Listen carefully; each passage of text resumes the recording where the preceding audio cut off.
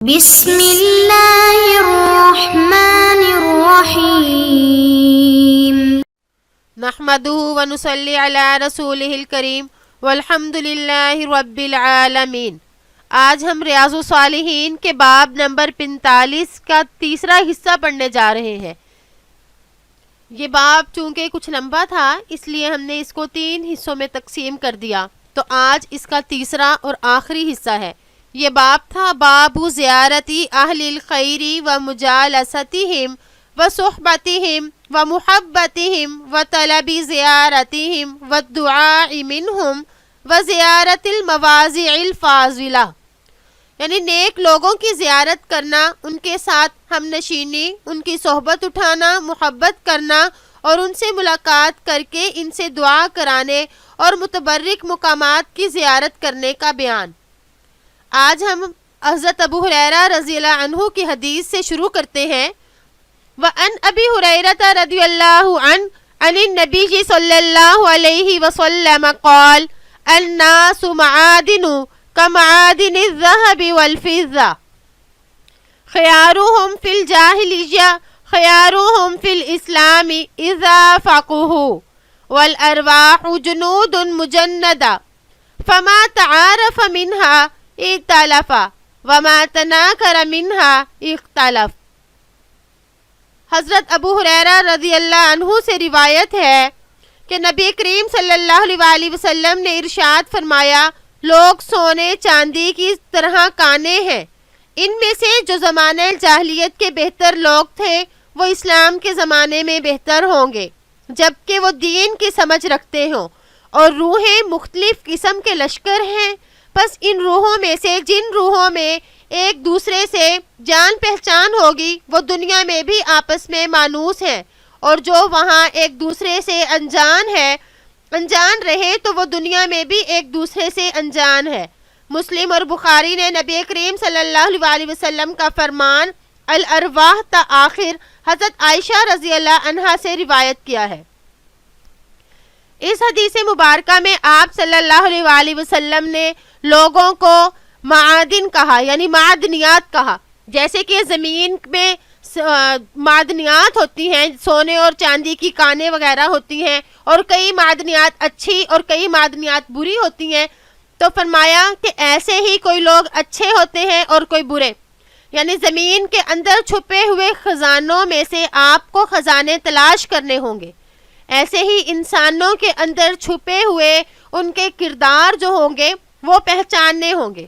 ان کرداروں کو صاحب علم جو ہے یا وہ صاحب بصیرت شخص جو ہوگا وہ ان کرداروں کو پہچان لے گا، اور پھر ان کرداروں کو پہچان کر ہی ہمیں یہ فیصلہ کرنا ہوگا کہ کون ہمارا دوست بنے اور کس کو ہم دوستی سے محروم رکھیں، یعنی اس کے ساتھ دوستی نہ کریں۔ آگے آپ صلی اللہ علیہ وسلم نے فرمایا خیارہم فی الجاہلیہ، اس سے یہ مراد ہے کہ وہ سردار اس سے مراد ہیں جو زمانہ جاہلیت میں سردار تھے، تو اب وہ زمانہ اسلام میں آ کر یہ نہ سمجھیں کہ وہ اپنے رتبے اور رتبے سے گر جائیں گے، بلکہ آپ صلی اللہ علیہ وسلم نے فرمایا اگر وہ دین کی سمجھ رکھ لیں، دین کو خوب اچھی طرح جان بوجھ لیں، تو اسلام میں بھی ان کی قدر و منزلت ہوگی، ان کی قدر و منزلت کو کم نہیں کیا جائے گا، ان کا شرف اور فضیلت اسلامی معاشرے میں بھی چلے گا۔ یہی ہے کہ شرط یہ تھی کہ وہ دین کو سیکھ لیں۔ پھر آپ صلی اللہ علیہ وسلم نے فرمایا الارواح جنود مجندہ، تو اس سے مراد یہ ہے کہ عالم ارواح میں جب اللہ تعالیٰ نے اپنے ربوبیت کا اقرار کروایا تھا تو وہاں پہ تمام روحیں موجود تھیں۔ بعض روحوں نے ایک دوسرے کو پہچانا اور ان کی ایک دوسرے سے گفتگو ہوئی، پہچان ہوئی، تو دنیا میں بھی وہ ایک دوسرے سے مانوس ہوں گے، یعنی ان کی آپس میں محبتیں ہوں گی۔ اور بعض روحیں ایسی تھیں جنہوں نے ایک دوسرے کو دیکھ کر اپنے رخ موڑ لیے، تو ان کی دنیا میں بھی ایسی روحوں کے آپس میں اختلاف ہوگا۔ ہمیں دنیا میں بھی اس بات کا مشاہدہ کیا ہے کہ بعض اوقات کوئی ہمیں اپنا سا لگتا ہے اور اس کے ساتھ فطری طور پر محبت ہو جاتی ہے، اور کوئی ایسا ہوتا ہے جس کو دیکھنے سے ہی کوفت اور الجھن ہوتی ہے، تو شاید اس کا یہی مطلب ہوا کہ آخرت میں جب ہماری عالم ارواح میں روحیں ملی ہوں گی تو اختلاف ہوا ہوگا، رخ موڑا ہوگا، اسی لیے دنیا میں بھی اختلاف ہے۔ اس حدیث مبارکہ میں حضرت اویس قرنی رحمہ اللہ کا تذکرہ ہے۔ آپ صلی اللہ علیہ وآلہ وسلم کی زبان مبارک سے حضرت اویس قرنی کا ذکر ہوا۔ اس حدیث میں اسی کے بارے میں بتایا جائے گا، اور چونکہ یہ حدیث بڑی تھی اس لیے ہم اس کو 2-3 حصوں میں تقسیم کر لیتے ہیں۔ پہلے تھوڑے سے حصے کی عبارت پڑھیں گے، پھر اس کا ترجمہ کریں گے، پھر بعد میں اگلے حصے کی عبارت اور اس کا ترجمہ ہوگا۔ وَأَنْ أُسَيْرْ بِنْ عَمْرٍ وَيُقَالُ ابن جابر وهو بضم الحمزة وفتح السين المهملة قال كان عمر بن الخطاب رضي الله عنه إذا أتى عليه أمداد أهل اليمن سألهم أفيكم أويس بن عامر حتى أتى على أويس رضي الله عنه فقال له أنت أويس بن عامر قال نعم قال من مراد ثم من قرن قال نعم قال فكان بك برص فبرأت منه إلا موضع درهم قال نعم قال لك والدة قال نعم قال سمعت رسول الله صلى الله عليه وسلم يقول يأتي عليكم أويس بن عامر مع إمداد أهل اليمن من مراد ثم من قرن كان به برص فبرأ منه إلا موضع درهم۔ حضرت اسیر بن عمر حمزہ کے پیش اور سین محملہ پر زبر، اور بعض کے نزدیک اسیر بن جابر سے روایت ہے کہ حضرت عمر بن خطاب رضی اللہ عنہ کے پاس جب بھی اہل یمان میں سے غازیان اسلام آتے تو ان سے پوچھتے کیا تمہارے اندر اویس بن عامر رحمہ اللہ ہیں، حتیٰ کہ اویس رحمہ اللہ آ گئے تو حضرت عمر رضی اللہ عنہ نے ان سے پوچھا تم اویس بن عامر ہو؟ انہوں نے کہا ہاں۔ آپ نے پوچھا مراد سے یعنی مراد کے گھرانے اور کرن سے تمہارا تعلق ہے؟ انہوں نے کہا ہاں۔ حضرت عمر رضی اللہ عنہ نے پوچھا تمہارے جسم پر برس کے داغ تھے وہ صحیح ہو گئے ہیں سوائے 1 درہم جتنے حصے کے؟ انہوں نے کہا ہاں۔ آپ نے پوچھا تمہاری والدہ ہیں؟ انہوں نے کہا ہاں۔ حضرت عمر رضی اللہ عنہ نے فرمایا میں نے رسول اللہ صلی اللہ علیہ وآلہ وسلم کو فرماتے سنا کہ تمہارے پاس مراد اور کرن قبیلے کا اویس بن عامر اہل یمن کے ان غازیوں کے ساتھ آئے گا جو جہاد میں لشکر اسلام کی مدد کرتے ہیں۔ ان کے جسم پر برس کے داغ ہوں گے جو سوائے درہم جتنی جگہ کے صحیح ہو گئے ہوں گے۔ لہو والدۃ ہوا بر ولو اقسم علی اللہ لابر فإن استطعت ان يستغفر لك فافعل فاستغفر لي فاستغفر له فقال له عمر أين تريد؟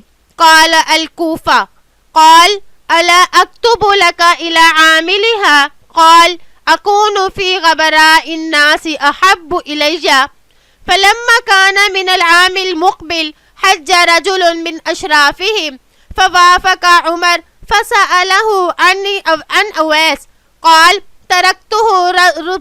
تركته رث البيت قليل المتاع قال سمعت رسول الله صلى الله عليه وسلم يقول يأتي عليكم أويس بن عامر مع امداد أهل اليمن من مراد۔ وہ اپنی والدہ کے ساتھ بڑا اچھا سلوک کرنے والا ہوگا، اگر وہ اللہ پر کوئی قسم کھا لے تو یقیناً اللہ اس کی قسم کو پورا فرما دیں گے۔ بس اگر تم ان سے اپنے لیے مغفرت کی دعا کروا سکو تو ضرور کروانا، اس لیے تم میرے لیے بخشش کی دعا کرو۔ چنانچہ انہوں نے حضرت عمر رضی اللہ تعالیٰ عنہ کی بخشش کی دعا فرمائی۔ اس کے بعد حضرت عمر رضی اللہ عنہ نے ان سے پوچھا آپ کدھر جانے کا ارادہ ہے؟ انہوں نے فرمایا کوفہ۔ حضرت عمر رضی اللہ تعالیٰ عنہ نے فرمایا کیا میں کوفے کے گورنر کو تمہارے لیے لکھ کر نہ دے دوں؟ تو حضرت اویس رضی اللہ عنہ نے جواب دیا میں ان لوگوں میں رہنا زیادہ پسند کرتا ہوں جو غریب مسکین قسم کے ہیں، جنہیں کوئی جانتا ہے نہ ان کی کوئی پرواہ کی جاتی ہے۔ جب آئندہ سال آیا تو یمن کے معزز لوگوں میں سے ایک شخص حج پر آیا۔ اس کی ملاقات حضرت عمر رضی اللہ عنہ سے ہوئی۔ انہوں نے حضرت اویس کی بابت پوچھا تو انہوں نے بتلایا کہ میں انہیں اس حال میں چھوڑ کر آیا ہوں کہ ان کی زندگی نہایت سادہ ہے، دنیا کا سامان بہت کم رکھتے ہیں۔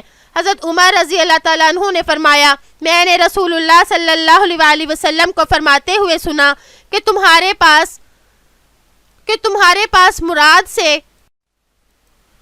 ثم من قرن کان به برس فبرأ منه الا موضع درہم لہ والدۃ ہوا بها بر لو اقسم علی اللہ لأبرہ فإن استطعت ان يستغفر لك فافعل فأتى اویس فقال استغفر لی قال انت احدث عہدا بسفر صالح فاستغفر لی قال استغفر لی قال انت احدث عہدا بسفر صالح فاستغفر لی قال لقیت عمر قال نعم فاستغفر له فتفن له الناس فانطلق على وجهه۔ یعنی پھر کرن قبیلے کا اویس بن عامر یمن کے رہنے والوں میں سے مجاہدین کے امدادی فوجی گروہ کے ساتھ آئے گا۔ اس کو برس کی تکلیف ہوگی جو درست ہو چکی ہوگی سوائے 1 درہم جتنی جگہ کے۔ اس کی والدہ زندہ یعنی والدہ ہوں گی جس کے ساتھ وہ بہت اچھا سلوک کرنے والا ہوگا۔ اگر وہ اللہ پر قسم کھا لے تو اللہ اس کی قسم پوری فرما دے گا، بس اگر تم ان سے مغفرت کی دعا کروا سکو تو ضرور کروانا۔ بس یہ شخص حج سے فراغت کے بعد حضرت اویس رحمہ اللہ کے پاس گیا اور ان سے درخواست کی، میرے لیے بخشش کی دعا فرما دیں۔ اویس رحمہ اللہ نے جواب دیا، نیک سفر سے تو تم آئے ہو، تم میرے لیے بخشش کی دعا کرو۔ نیز انہوں نے کہا، کیا تم عمر رضی اللہ تعالیٰ عنہ کو ملے؟ انہوں نے کہا ہاں۔ بس اویس رحمہ اللہ نے حضرت عمر رضی اللہ تعالیٰ عنہ کے لیے مغفرت کی دعا فرمائی۔ تب لوگوں نے ان کے مقام کو سمجھا اور وہ اپنے راستے پر چل پڑے۔ رواہ مسلم، یعنی اس کو مسلم نے روایت کیا۔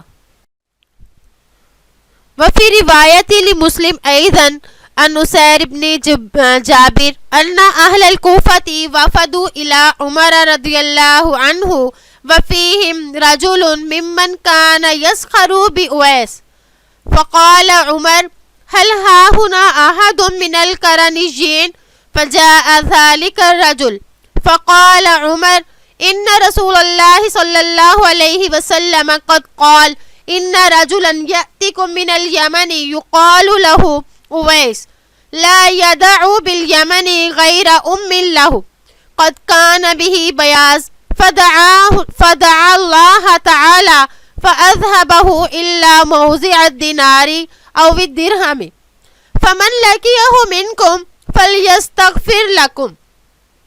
مسلم کی ایک روایت حضرت اسیر بن جابر رضی اللہ عنہ ہی سے ہے کہ کوفے کے کچھ لوگ حضرت عمر رضی اللہ تعالیٰ عنہ کے پاس آئے۔ ان میں سے ایک ایسا شخص بھی تھا جو حضرت اویس رحمہ اللہ کا مذاق کرنے والوں میں سے تھا۔ حضرت عمر رضی اللہ تعالیٰ عنہ نے پوچھا، کیا یہاں کرنیوں میں سے بھی کوئی ہے؟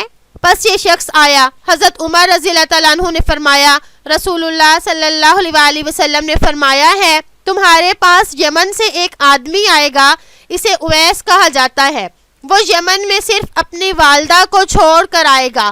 اس کو برس کی بیماری تھی، پس اس نے اللہ سے دعا کی جس پر اللہ نے اس سے وہ بیماری دور کر دی، اور اب وہ صرف 1 دینار یا 1 درہم جتنا باقی رہ گیا ہے۔ پس تم میں سے جو بھی اس سے ملے اس سے اپنے لیے مغفرت کی دعا کروائے۔ وفی روایت لہ عن عمر رضی اللہ عنہ قال انی سمعت رسول اللہ صلی اللہ علیہ وسلم یقول ان خیر التابعین رجل یقال له اویس وله والدہ وکان به بیاض فمروه فلیستغفر لکم۔ اور مسلم ہی کی ایک اور روایت میں حضرت عمر رضی اللہ تعالیٰ عنہ سے مروی ہے کہ میں نے رسول اللہ صلی اللہ علیہ وسلم کو فرماتے ہوئے سنا کہ تابعین میں سب سے بہتر وہ شخص ہے جسے اویس کہا جاتا ہے، اس کی والدہ ہے اور اس کے جسم میں سفید داغ ہیں، تم اس سے کہو کہ وہ تمہارے لیے بخشش کی دعا کرے۔ غبران ناس غائن پر زبر با ساکن اور اس کے بعد الف، اس کے علاقے کے غریب لوگ، مفلس اور ان کے درمیان غیر معروف، امداد مدد کی جمع ہے، اور اعوان اور انصار جو جہاد میں مسلمانوں کی مدد کرتے ہیں۔ اس حدیث مبارکہ میں حضرت اویس کرنی رحمہ اللہ کے بارے میں بتایا گیا کہ حضرت اویس جو تھے وہ آپ صلی اللہ علیہ وسلم کے زمانے میں موجود تھے، لیکن آپ صلی اللہ علیہ وسلم سے ان کی ملاقات نہیں ہوئی، اس لیے یہ صحابی نہ بن سکے، لیکن تابعی ہیں۔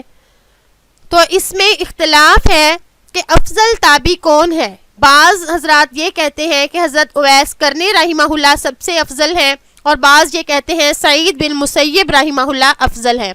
بہرحال دونوں ہی بہت پائے کے تابعی ہیں۔ تو اس حدیث میں خیر التابعین جو کہا گیا وہ حضرت اویس رحمہ اللہ کو کہا گیا، تو ان کو یہ درجہ، اتنا بڑا درجہ اپنی والدہ کی خدمت کی وجہ سے ملا تھا کہ وہ اپنی والدہ کی خدمت میں اس قدر مصروف ہو گئے کہ آپ صلی اللہ علیہ وسلم تک نہ پہنچ سکے، یہاں تک کہ آپ صلی اللہ علیہ وسلم اس دنیا سے چلے گئے۔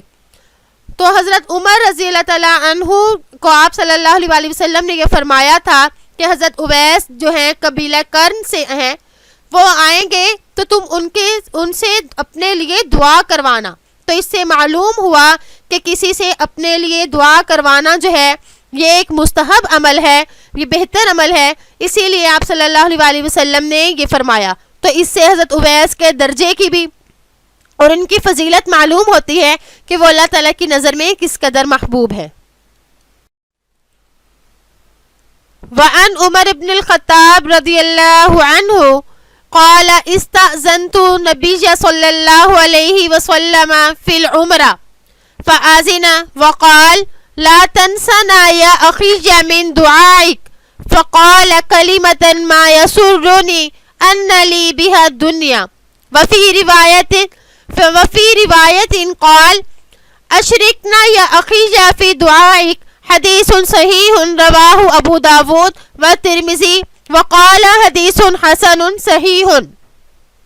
حضرت عمر بن خطاب رضی اللہ تعالیٰ عنہ سے روایت ہے کہ میں نے نبی کریم صلی اللہ علیہ وسلم سے عمرے پر جانے کی اجازت مانگی تو آپ صلی اللہ علیہ وسلم نے مجھے اجازت عطا فرمائی اور ارشاد فرمایا اے میرے بھائی ہمیں بھی اپنی دعا میں فراموش نہ کرنا۔